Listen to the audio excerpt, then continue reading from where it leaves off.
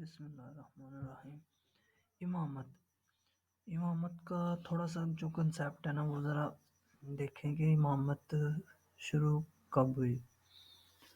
اب جب نبوت ختم ہو رہی تھی، رحمت للعالمین آخری نبی، ان کے بعد قیامت تک کوئی نبی نہیں آنا، لیکن ان کے بعد ان کی امت کو رہبر کی تو ضرورت تھی، آج بھی ہے، اس لیے آج بھی امام پردہ غیب میں موجود ہیں۔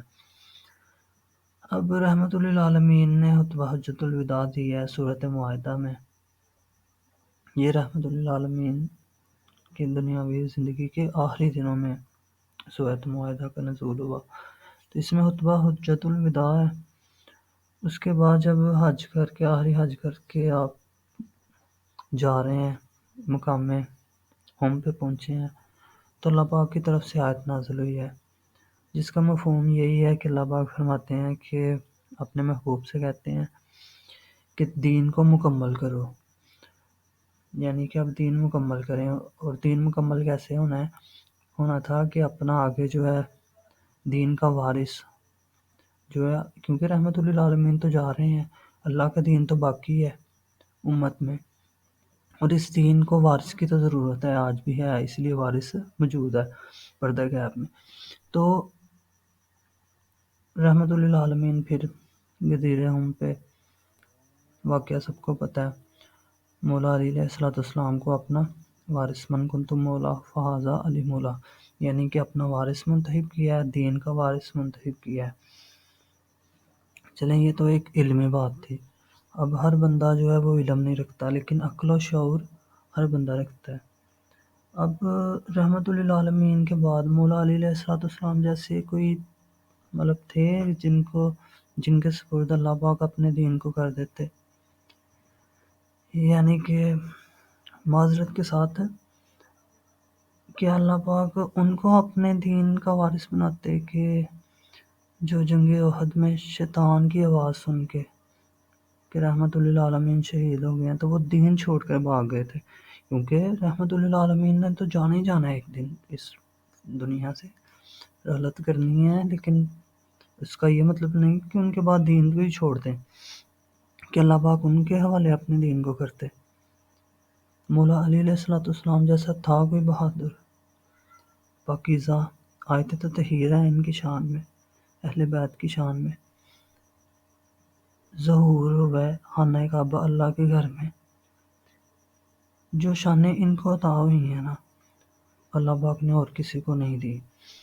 تو رحمت للعالمین کے بعد اللہ پاک نے اپنے دین کے وارث مولا کو منتخب کیا۔ سورۃ معاہدہ کی 2 جگہ پہ ہے، سورۃ آیت نمبر 54 میں اللہ پاک نے خود اعلان کیا ہے، اس کے بعد جو ہے اپنے محبوب سے کہا ہے کہ آپ بھی اعلان کریں، سے اگلی آیتوں میں۔ تو اب دیکھیں کہ ان کے بعد جب دین کو خطرہ لاحق ہوا ہے، یعنی کہ یزید کی حکومت آئی ہے، تو اس نے کیا کیا تھا، اس نے وہی پرانا اپنے دادا پردادا والا دین جو ہے وہی اڈاپٹ کر لیا تھا، وہی لے آیا تھا، یعنی کہ اللہ پاک نے جن چیزوں کو حرام کیا تھا یزید نے ان کو حلال کر لیا تھا، اپنا دین لے آیا، اور اوپر سے اللہ کے دین سے بیعت مانگ رہا تھا، یعنی کہ مولا حسین علیہ السلام سے کہ کیا ہے جی، اللہ کا دین جو ہے اب یزید کے دین کی بیعت کرے۔ تو دین کو خطرہ لاحق ہوا تو بچانے دین کے وارث سامنے آئے، واقعہ کربلا۔ اب قیامت تک اگر دین کو کوئی خطرہ لاحق ہوگا تو دین کے وارث ظہور فرمائیں گے۔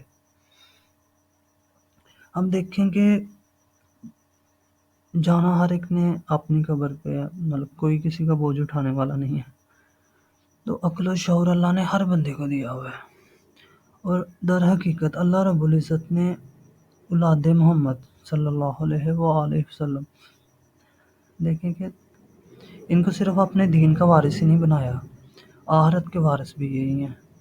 مولا حسنین کریمین جوانان جنت کے سردار، بی بی سلام اللہ علیہا جنت کی عورتوں کی سردار، مولا علی شیر خدا جنت اور جہنم کو تقسیم کرنے والے۔ اب یہ صورت یاسین کی بھی آیت ہے کہ اللہ پاک جو ہے محفوظ کر رہے ہیں سب کے نام و مال کدھر امام مبین میں. دیکھیں کہ شیعوں میں یہ ایک چیز جو ہے نا وہ ان کو تھوڑا سا غلط گائیڈ بھی کیا گیا ہے کہ کہتے ہیں جی مولا کا ذکر کریں جنت مل جائے گی. یہ تصویر کا ایک رخ ہے، ایک پہلو ہے. وہ کیسے ہے؟ اب دیکھیں کہ مولا نے کبھی اپنے خطبات میں کہا ہو میرا ذکر کرو، کبھی فرمایا ہو نہیں. کس نے کہا؟ اللہ نے.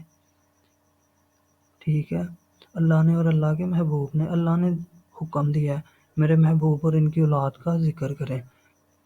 یعنی کہ اب اگر ہم اہل بیت کا، محمد و آل محمد علیہ السلام سب کا ذکر کرتے ہیں تو اللہ راضی ہوتا ہے، ہم اللہ کو راضی کرتے ہیں.